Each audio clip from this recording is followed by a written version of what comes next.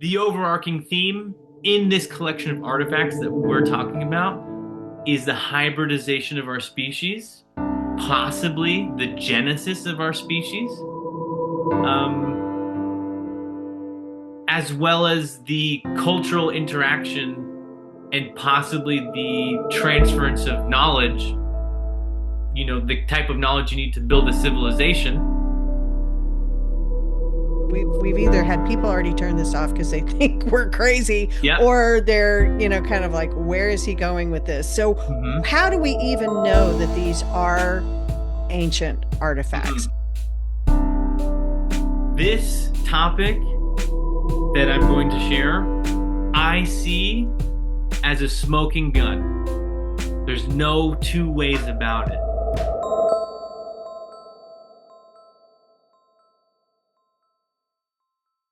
Welcome to the Evolving Reality Podcast.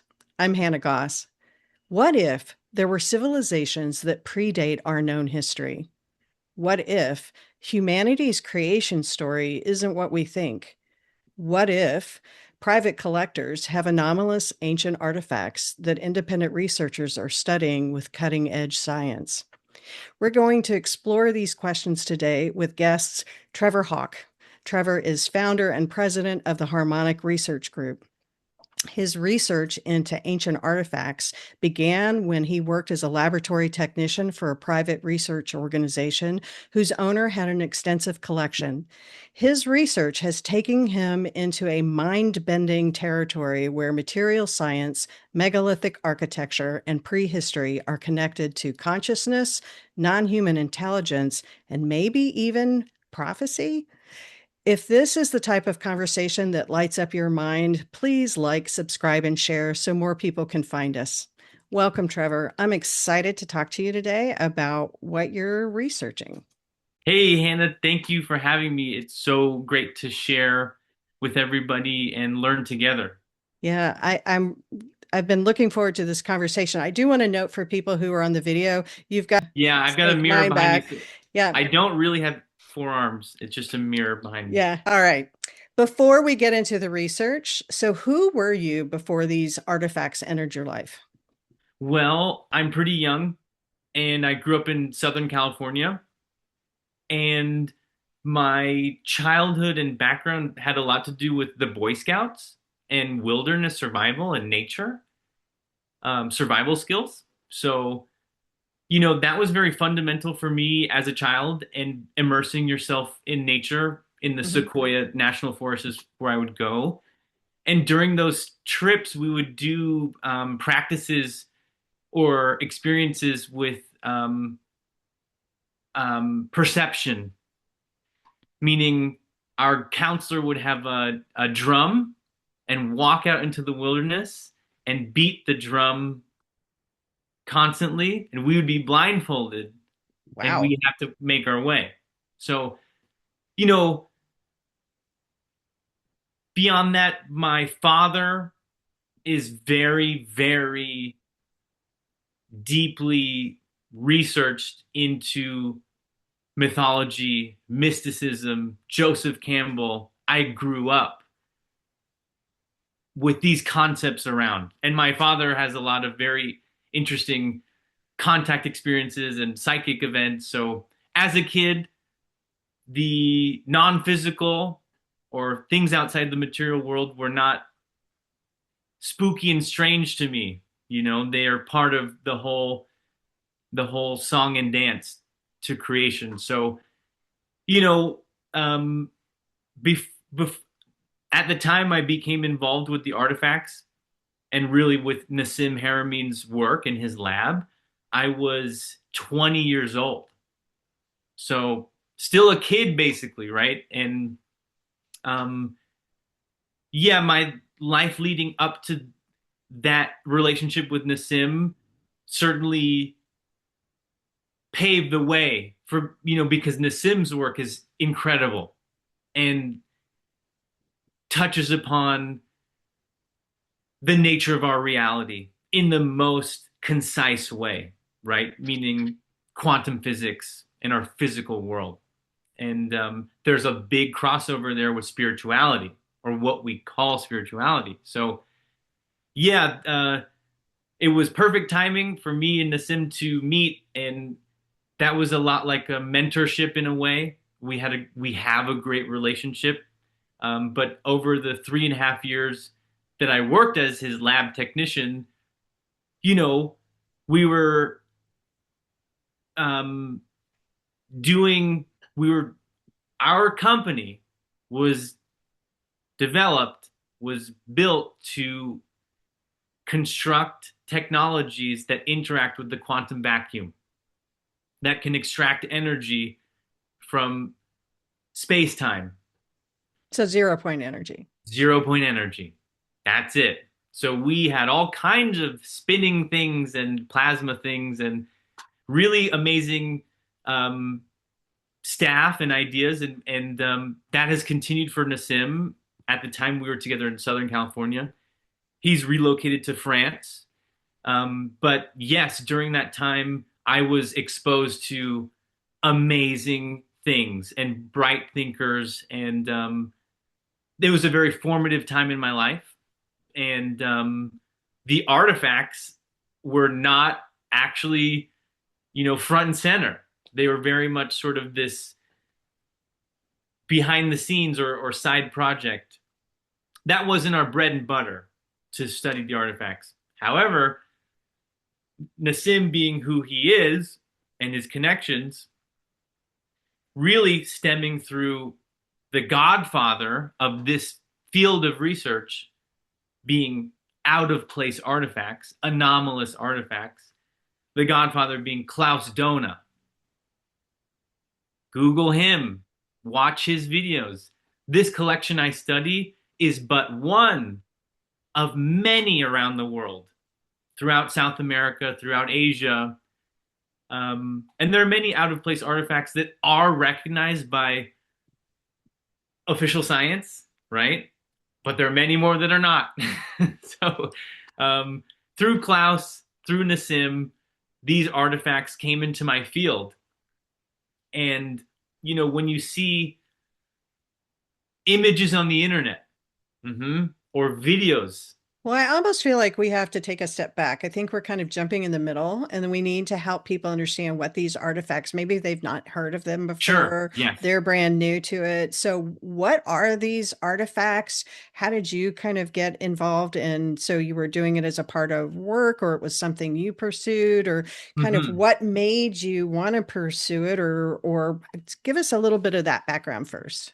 Okay. The artifacts we are talking about, the artifacts that are in my report available on academia.edu, these are a strange collection, a big collection that comes from Mexico. It comes from a state called Jalisco. It comes from a very remote and desolate place in Jalisco. These artifacts demonstrate clear evidence of ET contact, human cultures interacting with extraterrestrial beings, or possibly cryptoterrestrial beings, meaning they didn't come from space, they're inside the earth. They could be an ancient lineage. I don't know. But the collection is incredibly intricate. Each piece is one of one. There are no molds, there are no copies. These are handmade artifacts, like you would see in a museum. They are cultural relics of a people and a time. That's my understanding because I've been privileged enough to see them at scale, many thousands of them. The general consensus is that they're fake tourist attractions. They're fake rocks. They're carved rocks. That idea prevails to this day. And we will explore how that completely misses the target and how there's so much. The crux of my research is based on their composition, their material composition. So Mhm. the artifacts feature all kinds of forms, written tablets of script, um, pipes, talismans, calendars. So it's a big body of work at the end of the day. And my involvement came through Nassim, right? During my time at his laboratory, he already had a collection in his possession for research purposes, not for resale. Um, that collection, when I had stumbled across it in our big warehouse facility, I said to Nassim, "What's going on with all those? Why, why are they just sitting in a room?" He said, "Well, they need a lot. They need cataloging, they need testing, they need photography. We have to really sink into it." I said, "I'll help you because they're so beautiful. They're so captivating. I mean, visually, yes, but energetically, there's something there. There's a vibration there." So it was irresistible, Hannah. You couldn't pull me away from it. So, uh, yes, Nassim allowed me to help him work on his collection. During that time, this was my day job, by the way. My 9 to 5 day job was clocking in at a 0 point energy laboratory and after hours cataloging alien artifacts. That is not an exaggeration, right? So that, because I spend a lot of time their forms are so anthropomorphic. The artistic quality is very incredible. Okay. So when I'm photographing them, one photograph doesn't capture the whole thing. I got to flip it and turn it. So my eyes were just, seeing them for what they are, not projecting what they could be or should be, what they are. So that time in that quiet setting to really observe them gave me the perspective to see what is now made clear through the scientific empirical data, meaning that their composition, their material composition is engineered more like a ceramic, much more like a ceramic So, than carved so, rock. so before we get into that, so I just want to make sure I understand. So you're doing this in the evenings, you're in this laboratory with probably very few people in the evening, and you're really studying these and you're looking at them and you're photographing, taking photos of them, Mm-hmm. so it's really you, and there's this energetic almost connection to Oh, them. You're yeah. feeling the Oh, yeah. energy that they put off. And so it's almost like you're guided on this. Is that what's going on? To me, that's undeniable, but that's not the point, Right. right? And part of that journey was meeting Bashar and engaging with Bashar about this topic and other topics. And So, so, for our listeners who don't know, Bashar is a channel who has been around for a really long time and mhm. has been channeling an Essassani ET for all of those years, and brings in a lot of wisdom and guidance for humanity as a part of Yes. our spiritual unfolding. Here's what got me about Bashar because, he's a character, right? And his delivery is very strong, right? Um, Back at the lab, when I had some busy work that would take hours, my friend said, "You should listen to Bashar." And I said, "I don't know. Channeling? What's that?" So I literally had time to kill and I would put it on in the background. One episode, Bashar was talking about quantum vacuum fluctuations and 0 point energy. I mean, on the nose. I'm in meetings all day talking about this stuff with high level thinkers. Who is this guy nailing it? And it's not even him. It's someone else. So that caught my ear. That caught my attention.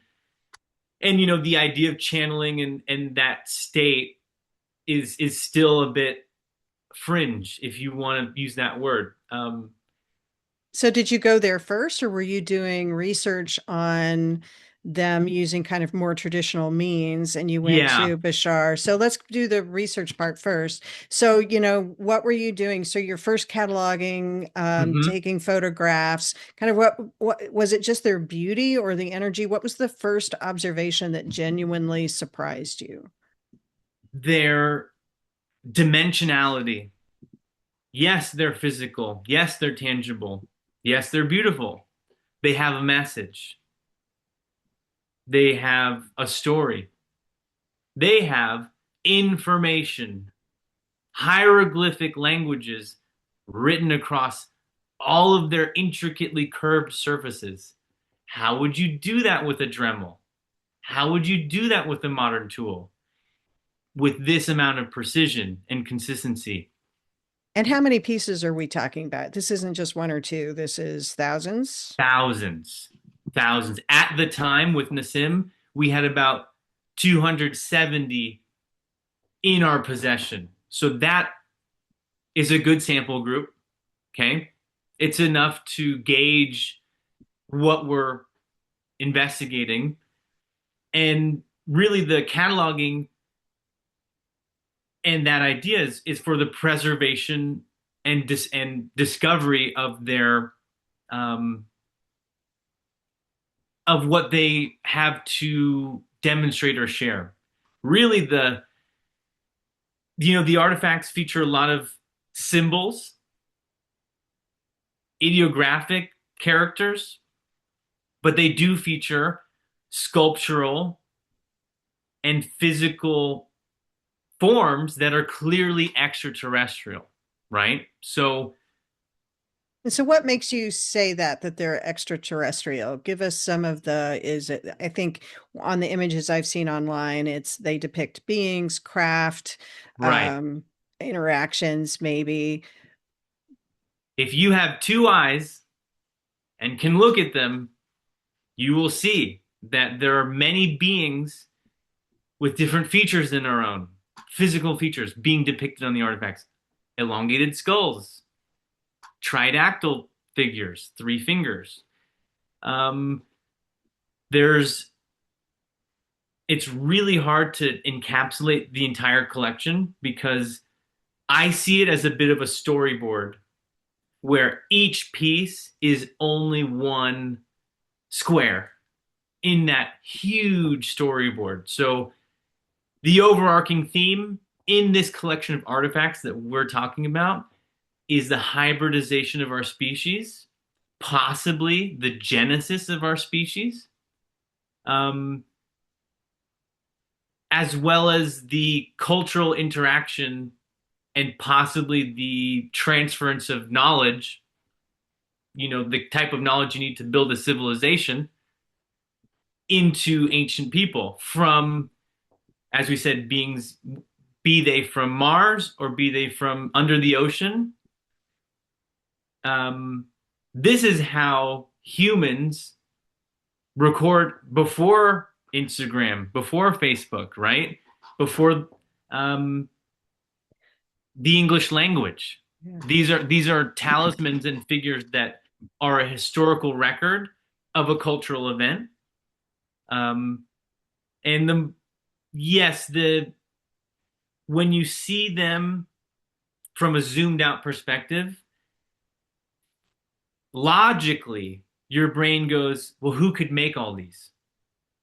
Well, and yes, I want to go there. Amongst other aspects, but the what I'm saying is the gravity Yeah. and the um, immense sophistication in the collection is beyond the capacity of modern artisans and certainly begs the question of who made them and why are they here?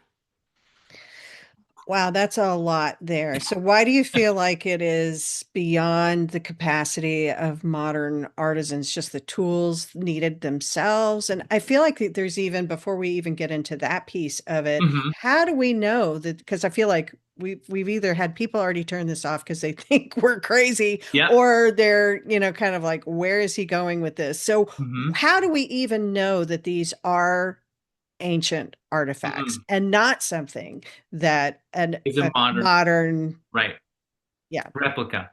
right. Well, we will get into the empirical data and science, but even the idea of a replica precludes an original, Mm. unless there's some Da Vinci in a garage in remote Mexico making. I mean, the joke I have with some of my colleagues is we need to meet them and I will be their manager and we will tour their art around the world because it's insane, right? Um, Beyond that, the measure of antiquity, right? Their evidence of manufacture is the crux of my research to demonstrate that they are genuine. Some of the techniques we use to date materials very commonly is carbon dating, carbon 14 isotopic dating. So many years ago, when I first started with Nassim, we had performed this on many artifacts. And every time we did it, the results came back at least 8,000 years old. How could we carbon date the artifacts? You might ask. Well, as I said, they're very intricate, and many of them feature a mosaic or composite like form. On these artifacts, there are inlaid gems, metals, alloys. It's very intricate, right? However, these inlaid pieces have adhesive, a resinous adhesive that has adhered this component. So that glue, that adhesive, is what we have been dating for many years and getting significant results. Not conclusive results, but significant, right? So those dates have been reported by people like Nassim, people like Greg Braden, who helped in some of our research. Um, Now, the more modern research that I've conducted in the last year, because I have demonstrated that they are chemically engineered, meaning not naturally formed objects, their composition, their internal composition, contains organic chemistry embedded deep within the microstructure of the material, meaning those artifacts are partially organic. They're measurably organic. So their material is very strange because I discovered that same resinous adhesive on the surface is what we were dating. When we did chemical analysis on that adhesive, we found that it aligned strongly with tree resin, amongst other like mortar like additives. I mean, it's lasted many, many thousands of years. So I think your inside, paper said 85,000 years. Is that what we're before? 8,500 years, 8,500. 8,500 is, Right. is the ballpark there. But meaning the same, this specific artifact we will demonstrate for the viewers that I'm talking about. It is in the form of a dagger or a knife that does feature many intricate carvings and an ET figure on the handle. This artifact I carbon dated with Nassim in 2019 using the resin on the surface. Earlier this year, that same artifact from a different location on the same artifact, I took a core drill sample, meaning I'm physically drilling into the artifact, retrieving the material. That sample was sent to University of Georgia, where I do my carbon dating on all the subjects. It's pre-treated and gone through the chemical process to remove the constituents that are not being measured. As I mentioned, there's organic chemistry present within their structure. When that was isolated and measured, it aligned precisely with the date of 2019, the previous date, meaning within the margin of error on the equipment in use, the dates lined up. So there are other ways that we could investigate their antiquity. There are other methods of isotopic dating. At the current moment, this is the evidence I've put forward. It's very strong evidence. It's been recognized by material scientists and PhDs around the world. I understand that for many it's a deep topic, and they may not comprehend the intricacies here, but the most basic premise is that the material was formulated. Someone made it, right? Because you can't carbon date rocks.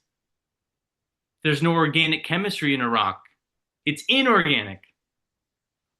So for the people who might think that they are carved rocks, it's physically impossible for me to get the data that I've gotten if they were carved rocks, right? There's your first clue that they're not that simple. So that dating is preliminary. It sets a standard. There have been many, many carbon-14 dating tests done. This artifact that we are talking about, the artifacts in my research group, are the only ones that have been double dated, if that makes sense, confirmed right through different pathways. So you've got two different methods for carbon dating them that are pretty much exact, and you're now confirming that they're not stone. But if they're not stone, what are they? Right. Well, this is really one of the more valuable concepts here in this conversation, because if they are not naturally formed and they are truly engineered, wouldn't we be able to recognize that? Right? Wouldn't we be able to identify that or label that? To some degree, yes. But I'll say that we may need new terms and new words. This collection is that sophisticated. It's that vast. Carved rocks does not explain all of the textures, colors, materials present, right? So the terminology, the scientific terminology that I use to define them is based on geopolymer science. Geopolymer is not a nickname. It's a technical term. Geo, meaning inorganic, mineral, rock. Geopolymer, meaning like a chain, like a string, like glue. So geopolymers, this field of material science research, was born from megalithic study, the study of the Egyptian pyramids in the 1970s. Some people might be familiar with this concept, many are not. The idea is that all those blocks, all those stones, many of them demonstrate evidence of a cast concrete, far superior to our modern concrete that cracks and crumbles before our eyes. This concrete has lasted 5,000 years, 10,000 years. Ironically, this formulation of a geopolymer can include organic inclusions. which is what I observed in my artifacts, right? But in that frame of mind, these megaliths potentially can be carbon dated So because you're saying megaliths, like even the pyramids in Egypt? absolutely, Okay. absolutely. So just so I'm understanding, and so we're bringing people along who may not, maybe yelling questions at the screen. I thought that the pyramids had been tested and that they were granite, and that Hmm. some of the stones are kind of a special kind of granite. And how could they test a stone if they're this kind of polymer? And haven't they been quarried? And Hmm. haven't they found the quarries and things like that? How could this polymer be the solution to Right. that? Well, this touches upon my second research publication that is also available for free on academia.edu, which is based on my research in Cusco, Peru. Cusco being one of the most megalithic cities you could ever visit. All kinds of megaliths, all kinds of shapes, colors, and sizes, right? However, in Peru, at least, their form, their morphology, specifically at sites like Sacsayhuaman, they're very pillowed. They look like marshmallows. They demonstrate evidence of fluid dynamics in their structure, right? There's no reason to chisel a rock in the shape of a setting cement. Okay. Um, Beyond this, in my research paper, I demonstrate through my material samples of these megaliths organic inclusions, including microarthropods. In regard to Egypt, I have not been. Things are very strict. But Joseph Davidovits, the father of geopolymer science, was given access to core drill samples of the Giza pyramid blocks. Joseph is a PhD chemist, right? The idea here is that there are silos of knowledge that do not necessarily interact with each other, meaning geologists, engineers, archaeologists have their own world of terminology and the way of doing things, the way of perceiving things, right? So um, that distinction between a natural rock and an artificial rock is very subtle and can only be observed at the nanoscale, meaning many of the techniques and technologies used to identify the blocks have simply missed the mark. In regard to their quarries or their place of origin, this is true. I would agree. That is the quarry. However, I interpret it as an aggregate. It's been reconstituted. It wasn't lifted in a 30-ton slab. It was re-agglomerated on cast on site. So concrete, what we define as concrete, is cement, which is the glue, and the aggregate, which is the filler. So the glue, the polymer, the geopolymer glue that holds these artificial stones together, as we've discussed, is engineered, right? Chemically formulated. The way that it coats, the way that it distributes throughout the structure of the material is extremely subtle, meaning, again, it's only observable at the nanoscale. And for certain geologists, they may not be able to distinguish or identify these chemical structures because it's not in their vocab, it's not in their training.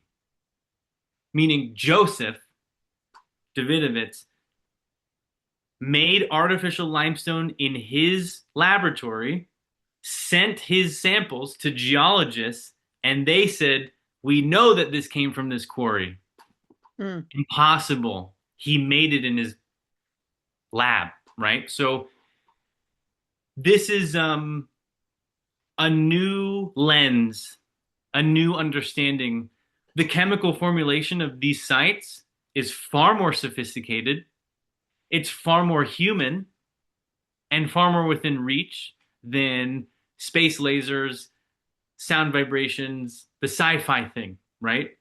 We've sort of moved into the megaliths for now, but there's only a few camps there, right? Either you genuinely believe slaves and copper chisels did this, right? You're welcome to believe that. It's sort of physically impossible, or it's not been demonstrated to be feasible. That would be a more traditional way of thinking. The alternative ancient aliens sensationalism is, oh, well, come on, they used plasma lasers and floated the rocks and melted them in whatever, right? There's no hard evidence, experimental design, replication. It's a great idea, right? It hasn't really left, you know, the drawing board. So, and I will gladly admit that for many years, I thought the same thing. If we can't carve and lift those rocks, it had to be space aliens, super advanced lost technology that's beyond our comprehension. The irony, at least in my opinion, is it's right under our nose. We just can't. We've been conditioned socially, educationally, to see things in a certain way.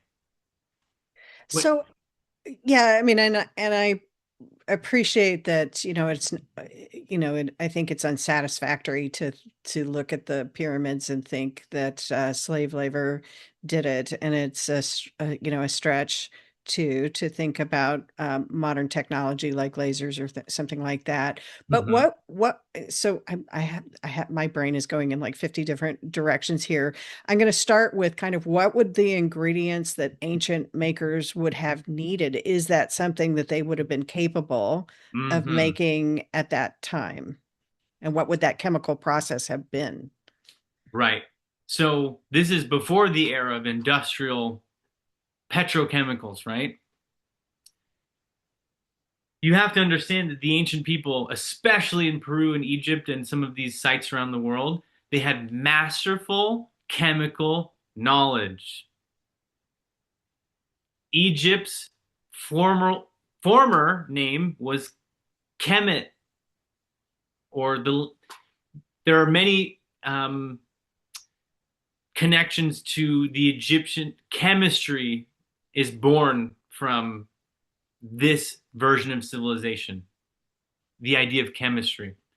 So, in regard to the ingredients and the chemicals that can formulate these products, they're already within our wheelhouse, meaning soap making, leather dyeing, the things that ancient people did and practiced, textile dyeing, right? Ethnobotany.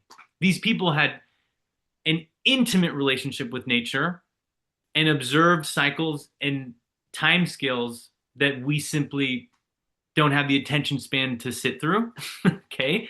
So, specifically, the ingredients that can formulate these structures include wood ash, volcanic ash, plant extracts, saline extracts. It's all natural chemistry.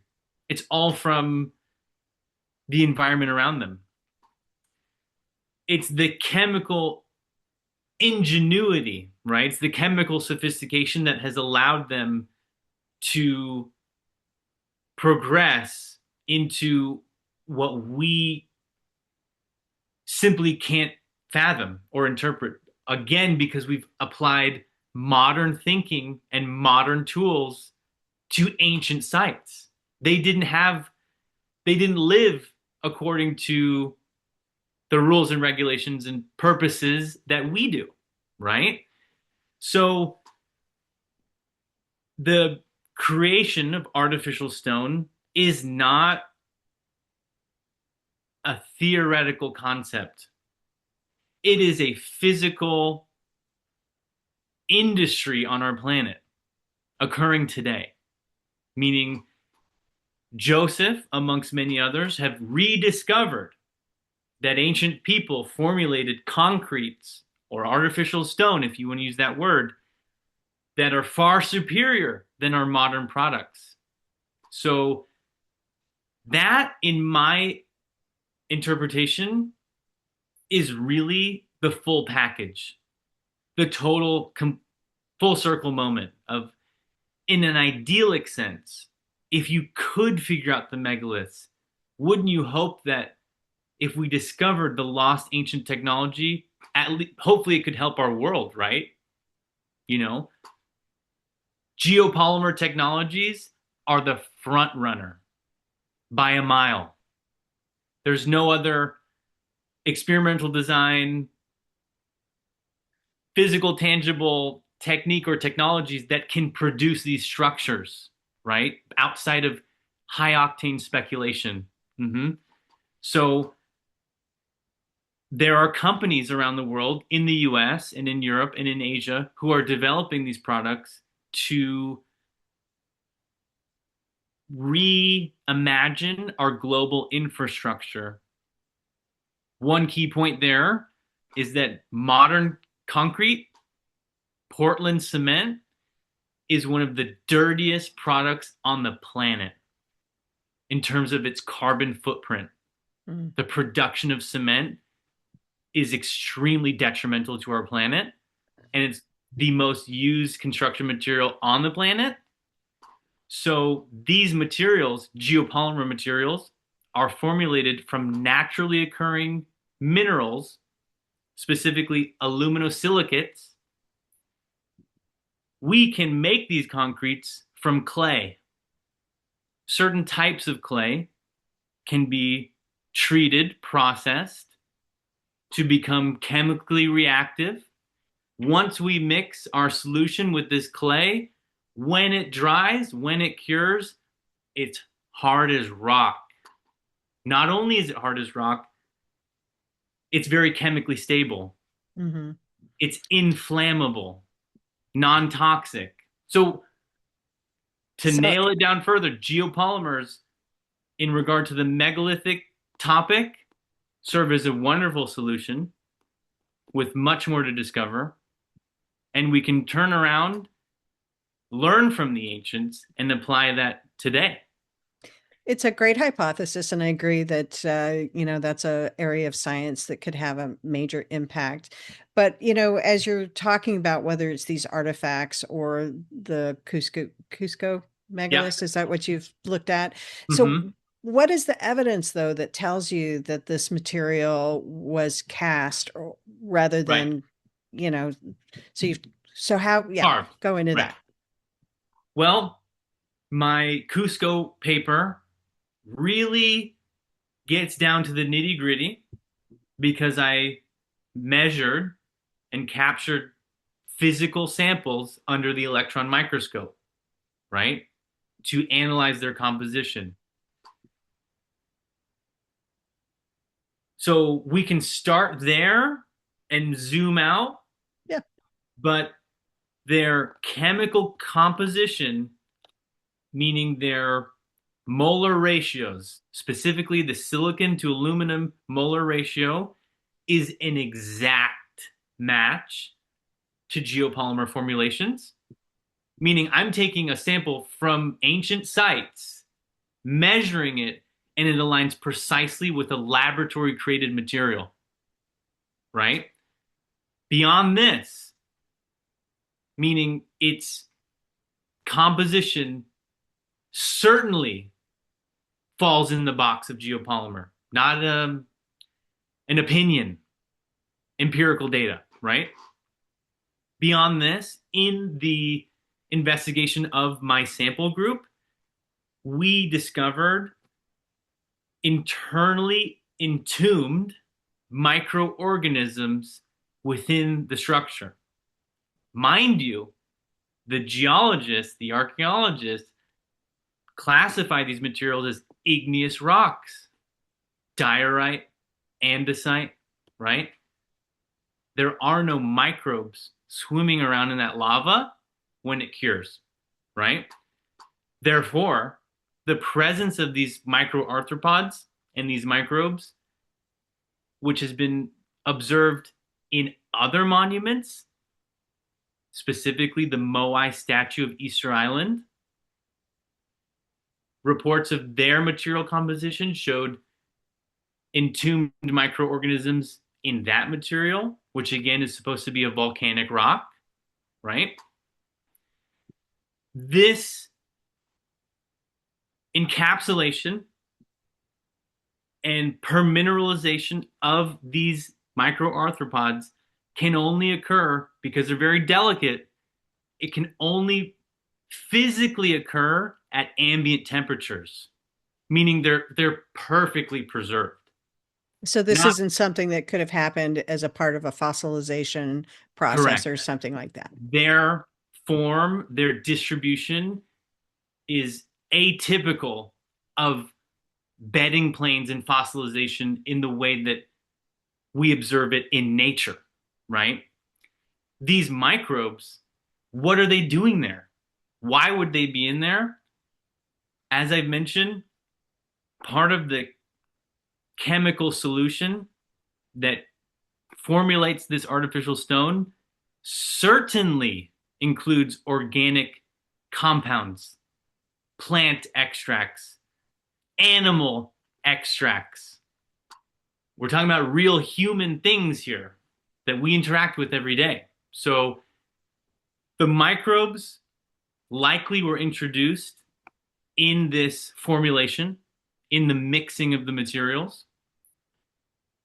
Once that material's set, they're going nowhere. They're stuck for life. There are a few other metrics that are very interesting in my sample group in Cusco. We can extrapolate out, but to stay here, it's my understanding that I'm the first person in modern history to study the material composition of the Coricancha temple in the heart of Cusco. It's an ancient temple, beautiful temple. How were you able to get a sample? These samples are naturally weathered. They're simply upon the surface of the material. And I've worked with archaeologists to make it possible to analyze them. They're small samples. They're not even ideal samples, but it's a start. Because I've had the ability to measure their composition, specifically the Coricancha material, it has the EDS and SEM data, the electron microscope data. When you compare my sample's composition to natural rock, there's a disparity. Something happened. There's a chemical disparity between the two. Chisels don't do that, right? Chemical treatment or process certainly could produce this, but one of those metrics that comes to mind is the presence of chlorine within my sample of the Coricancha, or chlorine or chloride in whatever form. This element is non-existent in natural igneous formations. It's physically impossible for this concentration of chlorine to be in a natural rock. However, chlorine or chloride may likely have been utilized as a chemical hardener or quick setting formula, meaning in modern concrete, we add magnesium chloride amongst other chemical additives to achieve super strength, super durability. If you know Cusco and you know this area, there are salt mines only a few kilometers away, huge, huge salt mines. The Peruvians I hate to use the word industrial because it has some modern connotation, but my paper highlights some of the evidence of their capacity to produce these materials at an industrial scale. Whether you believed it was carved and transported or it was mixed and cast, it's a lot of material. Someone's got to move it, someone's got to handle it. So, again, in that frame of mind, it's a whole lot easier to mix and cast on site than it is to drag 30-ton boulders up those mountains and fit them in ways that are impossible. However, again, we're going to put our geopolymer glasses on, right? If I cast a solution, a mortar, against a pre-existing formwork or mold, the fitment is the natural behavior of that material in its current phase. Do you understand? I don't. So give me that in more layman's terms. To put it more simply, when I mix and cast my concrete on site right into the wall, what do I need to cut and measure? It forms to its space automatically, right? It's space filling. It's self-leveling. So I'm highlighting the idea of, oh, well, you can't fit a razor blade between their seams. Right. Or a piece of paper or something like that. Right. Now, we did talk about a bit about the laboratory evidence for the geopolymer idea in Cusco.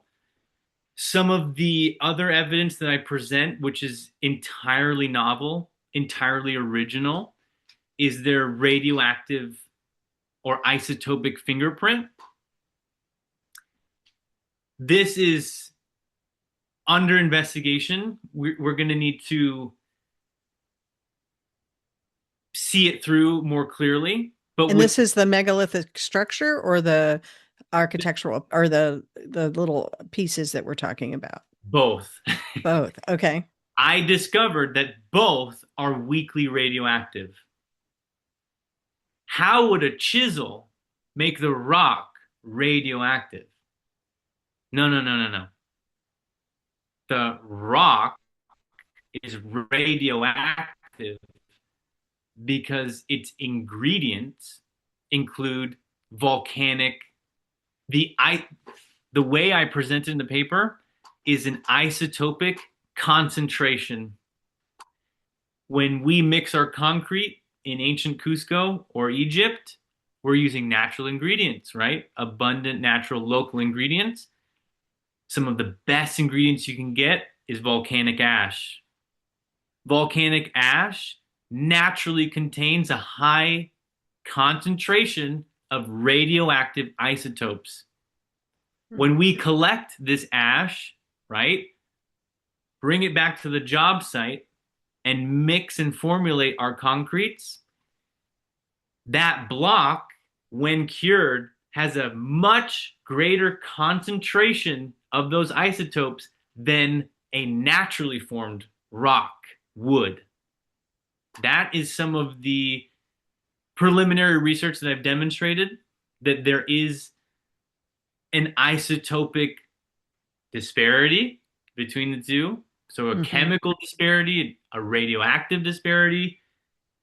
And then, in the physical, tangible sense,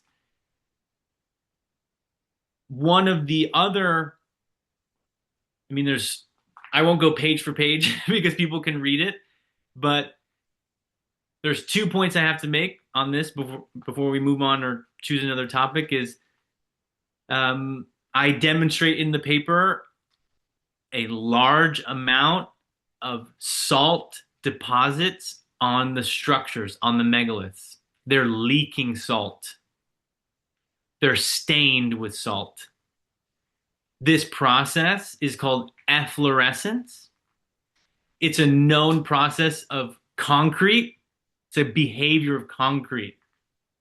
It does occur in geological formations in rare circumstances, but we're not talking about that. We're talking about this temple in Cusco with big, big blooms across the wall, big deposits of salt. So this efflorescence certainly serves as evidence of chemical manufacture because their binder, the glue that holds the cement together, is dissolving. It's dissolving over centuries of time and depositing upon the surface. In my paper, I highlight the modern, unfortunate pollution of Cusco. Local environmental groups have measured that the rain, the seasonal rain, has become acidic more than naturally occurring. So I posit in the paper that this environmental condition, Cusco is a big basin, by the way. So all the old cars and plants, the pollution sticks around and finds its way into the water cycle, rains on those megaliths, which I know they appear to be solid, but they're very much like a sponge. They're microporous. So that rainwater soaks into the megalith over decades and decades, over seasons and seasons, and slowly has dissolved out. It's evidence of chemical mobility, is the most simple way to put it, in a way that's very strange for rocks to have, right? But very common for concrete to have. So the last point on the Cusco idea of a geopolymer, this topic that I'm going to share, I see as a smoking gun.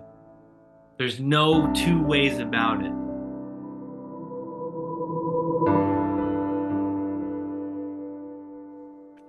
Evolving Reality is created and hosted by Hanna Goss as a part of Hanna Goss Coaching. Music and production support are by Cassie Frankovich. The views and experiences shared are those of the individual guests and are presented to encourage thoughtful exploration and open dialogue.